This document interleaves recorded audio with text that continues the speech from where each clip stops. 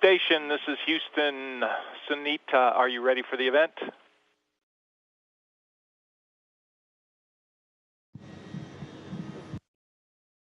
I am ready for the event.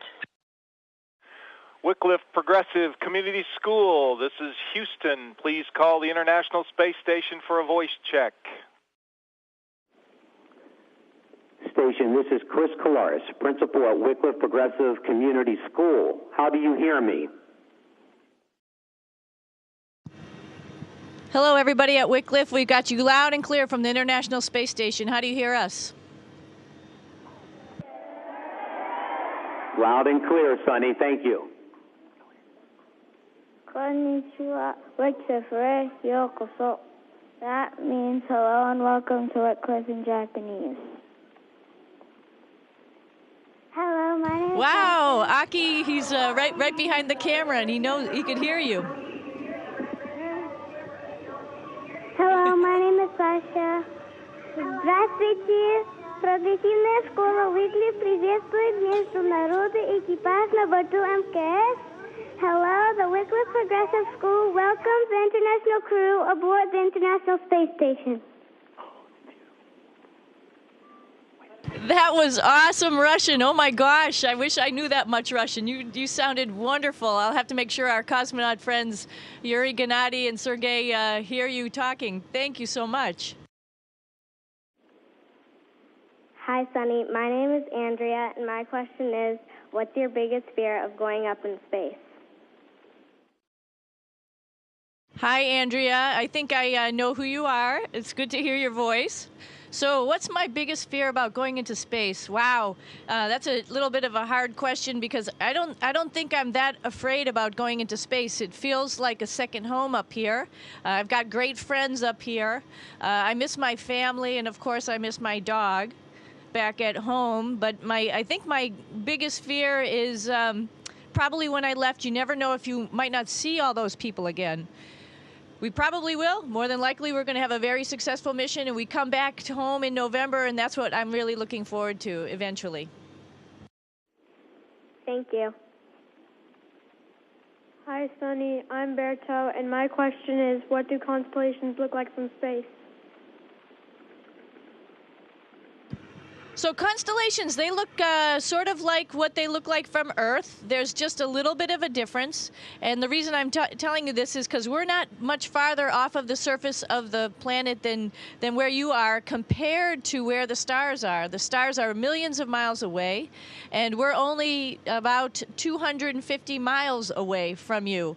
And so the constellations look pretty similar. However, there's no atmosphere, there's no water vapor, there's no water in the air between us and them. And so the stars look crystal clear. And actually, it's a little more difficult to find constellations, I think, from space because there are so many stars out there and they are so clear. So we actually see thousands and thousands of stars.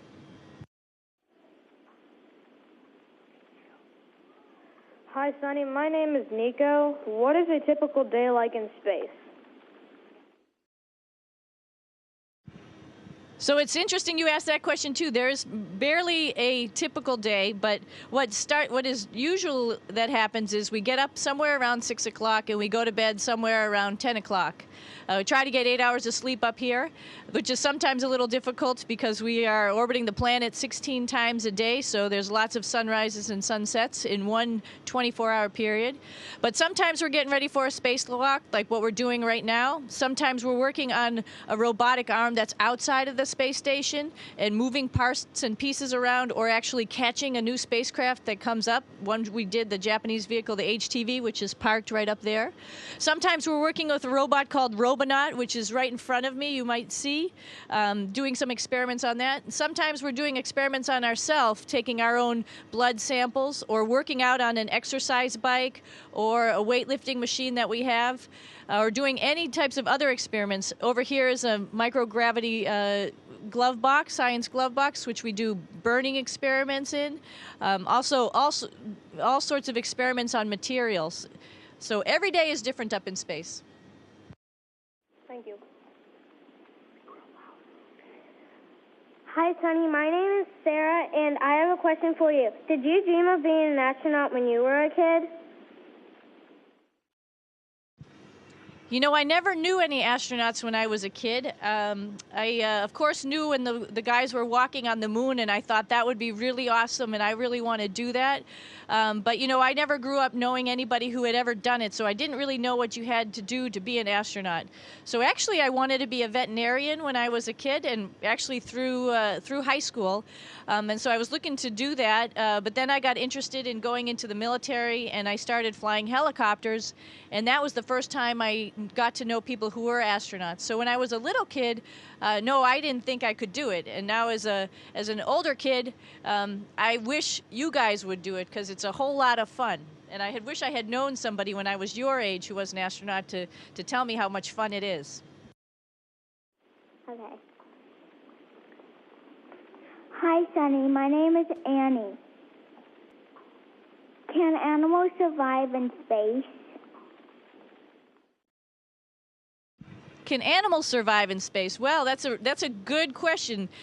There have been animals in space before. You might have heard of Laika, Belka, and Strelka. Those are Russian dogs that went up to space before humans did.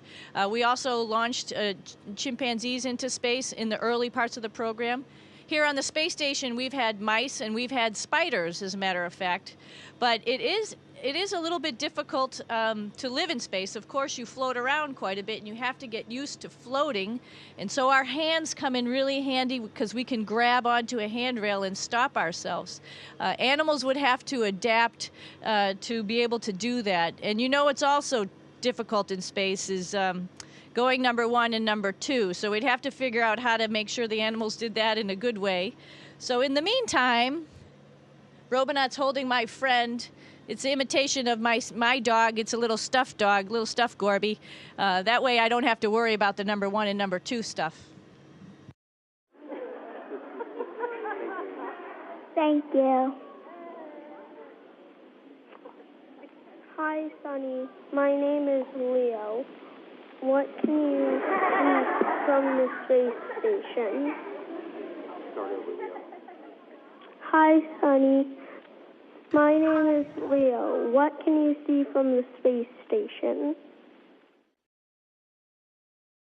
Well, you know, we have a couple really great windows, some of them that look down toward the Earth and a couple that look out toward the side.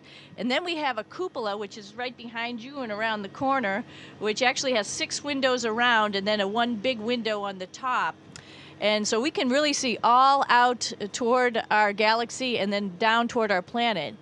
We know where we are, usually by just 1, looking out the window, or 2, we have a program called World Map, and it shows exactly where we are over the planet. And so right now we're right off the coast, the east coast on the Atlantic Ocean. So if I went up to the cupola right now, I would be able to see the Atlantic Ocean. In about 3 hours, we should be flying over the Midwest of the United States, and I'll be able to look down and see Ohio. I'll probably be able to see the Great Lakes. Some things that are really visible are bridges, of course. On a clear day, I could see the Statue of Liberty and the pyramids, but I have to really know where I'm looking because we're flying at 17,500 miles an hour, and so we zip past those things pretty quick.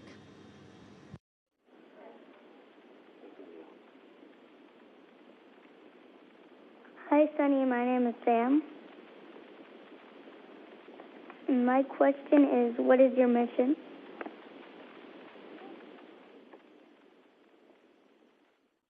So our mission, we are the 32nd expedition to the International Space Station. The International Space Station has been here in space about 12 years, and our mission is really focused on doing science experiments. Our mission also gets to do a spacewalk because we have one box that's outside, a big electrical box, probably about this big, that's not working quite right now. So we're going to go outside and replace that box. Also, during this spacewalk, which is part of our mission, right in the very front of the space station, that's the very front right there, it sometimes gets hit by micrometeorites, and so we're going to put a big cover on the front of the space station. So those are some of the big goals that we're going to do during our spacewalk. But overall, during our 4 months of being up here, most of the time we'll be doing science experiments to help us create better spacecraft and potentially to help you guys go to Mars. Hi, Sonny. My name is Connor, and I have a question for you. What do astronauts do for fun in space? Well, can you imagine what we do for fun in space?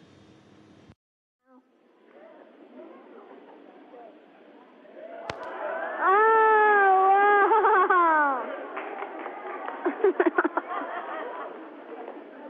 I wish I could do that. Sometimes we have to eat.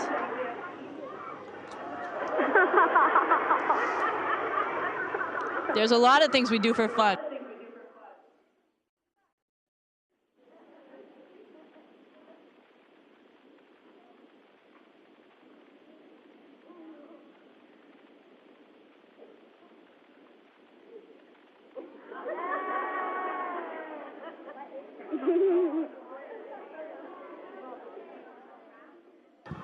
So eating and drinking is a lot of fun in space, and floating and flying, of course, is a lot of fun in space.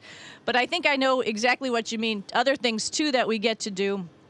We can use a phone, so we have a phone call through the computer so we can talk to our family and friends. Sometimes we have TV shows that we can watch up here if we are tired at night and we just want to watch a TV show. And even sometimes we have football and baseball, which we're able to get up when the antennas are quite right, and we can watch that. So we have a couple things we can do for entertainment while we're up here.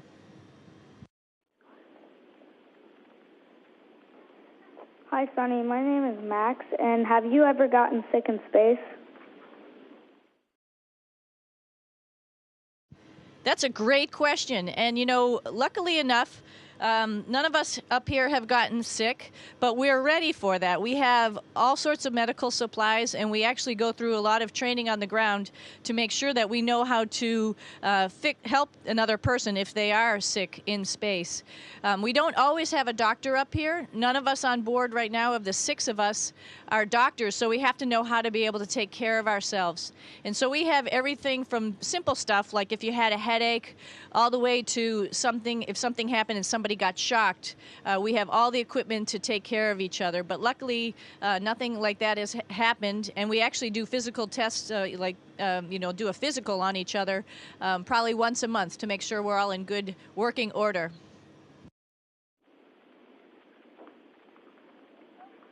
Hi, Sonny, and my name's Ryan. What is your favorite thing you get to do in space?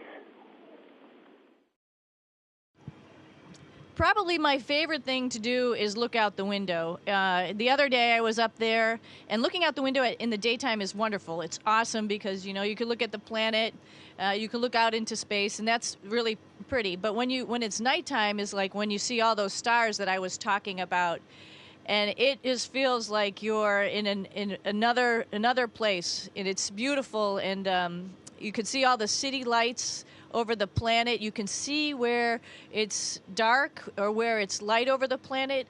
One of the things that I thought about if I was ever to go to Mars is I'd like to probably take a lap around Mars when it was nighttime, because there's places on this planet that I wouldn't have thought anybody lived, but then when we fly over at night, the lights light it all up. So there's people in these places which it doesn't look very hospitable at times. And so I think to answer your question, looking out the window is probably my favorite thing to do. Close second would be flying around and having my hair stand up on end. Hi, Sonny. My name is Sophia, and my question is, when you are leaving Earth, do you all of a sudden start floating? Pretty close. I don't know if you guys know, it only takes about 8 minutes when we're in the rockets that we fly. I flew a space shuttle, and this time I flew on a Soyuz rocket. It only takes about 8 minutes to get to space. And that's when the engines cut off and you stop accelerating and you're outside of the atmosphere. And as soon as that happens, your arms start to float up. And now I'm used to it, at least so much that unconsciously I hold them back down, but if I don't think about it, my arms start to come back up again. So if you ever saw people who are sleeping up here, you'd see their arms sort of floating because they don't naturally fall down like they do on Earth. And so right after that 8 minutes happens and the engines shut off, you just start floating around. And so you have to get used to holding yourself down. Thank you. Hi, Sonny. My name is Luca. How can you sleep given the gravity, air pressure, and danger? So sleeping is interesting.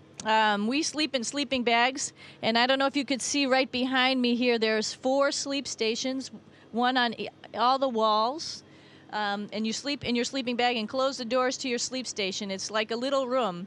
And what's nice about the little room is it's dark and it's pretty quiet. And so you can get a pretty good night's sleep, and you don't have to worry about all those sunrises and sunsets. You know, but you bring up a good point. In the back of your head, you know where you are. We're in a spacecraft that's orbiting in space, which is not very hospitable to human beings outside without a spacesuit on. And so I think in the back of your head, you know that it's some place that you have to pay attention to. So if something happens in the middle of the night, we all know that we're ready to get up and take care of any problems. And so, yeah, there's a little bit that you think about, but you're able to get a good night's sleep up here. I think also because we work like a normal work day, and so then you sleep about 8 hours a night. So that feels pretty good.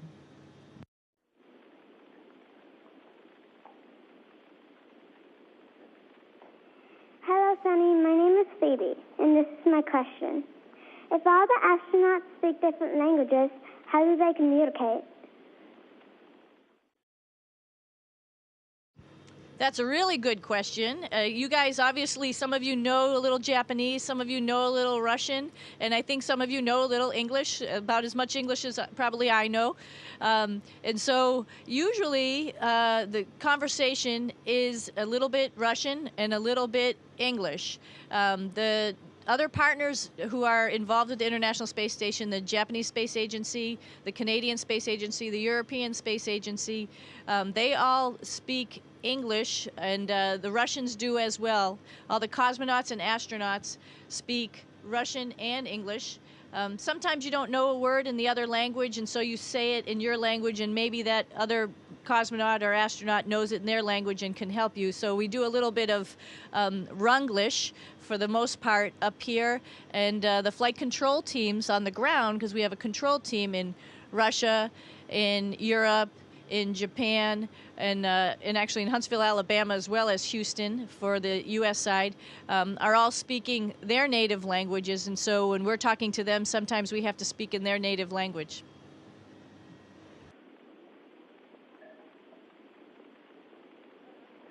Hi, Sunny. My name is Michaela. My question is it hard to walk in the spacesuit? So the spacesuit is pretty big. Probably on the ground it weighs about 300 pounds or so. It sort of looks what Robonaut looks like right here. It has a backpack, and in our spacesuit backpack it has all of our life support. What I mean by that, it has our oxygen in there, and it has a way to get rid of the carbon dioxide. Remember, on the ground here we have plants and trees that get rid of our carbon dioxide. Here inside of our backpack we have another piece of equipment that does that, as well as the oxygen bottles. It also has a cooling system so that when we're working really hard, it can pump cold water to our whole suit and keep us cooled down. And that helps us because when we're working hard, and it's hard to work in that suit because the suit is pretty stiff, and so moving around in that suit is a little bit hard. But just like inside, spacewalking is a funny word. It's actually not really walking. There's handrails on the outside of the space station also, and that's how we move from one place to another using our arms. And so moving the big suit around, the stiff suit, is difficult, and so that cooling system I talked about on the backpack really helps. And luckily, none of that feels like it weighs anything, so we don't have to worry about carrying that. It's just a little bit stiff. It's sort of like we're working inside of a balloon. But it works out pretty nice, and we're getting ready to, we've tried them on, and we're getting ready to go outside with them on Thursday. Thank you. Hi, Sunny. My name is Ryan. What experiments are you working on right now? Wow, a lot of experiments, actually. I was telling you about the microgravity science glove box here. We just got done with some burning experiments, all sorts of different types of materials we had in there. We were trying to catch on fire to see if they would burn in space. Things burn a little bit differently here. Gravity has an effect on fire. We're also working on other liquids to see how they sort of congeal in space. In gravity, remember, everything is sort of pulled down, and so liquids and other types of fluids do different things up here. We're putting a new experiment in the microgravity glove box to watch that under the influence of some electrical currents. We're doing another fluids experiments in the Japanese laboratory just around the corner. We're also doing experiments on ourselves. We're trying to figure out what we eat, if what we eat contributes to bone loss and muscle loss that happens in space. And with that, we're doing exercise to see how much exercise we actually need to do to maintain our bone mass and our bone density and muscle mass up in space. So there's all sorts of experiments. Robonauts and other experiments. We have experiments on the outside of the space station that are detecting radiation, for example, and other particles from space. So this whole spacecraft is filled with experiments. Thank you. Sunny, thank you so much for spending this time with us at Wickliffe. We are so appreciative, and thank you for all that we've learned and all you're doing for our country. Well, thank you very much, and thank you very much for the invitation. I know a certain gentleman, Eddie, and Lady Bev were a big part of this, so please tell them thank you. And to everybody in the community there in Ohio, I appreciate it. It's where I was born and my mom is from, so thank you very much.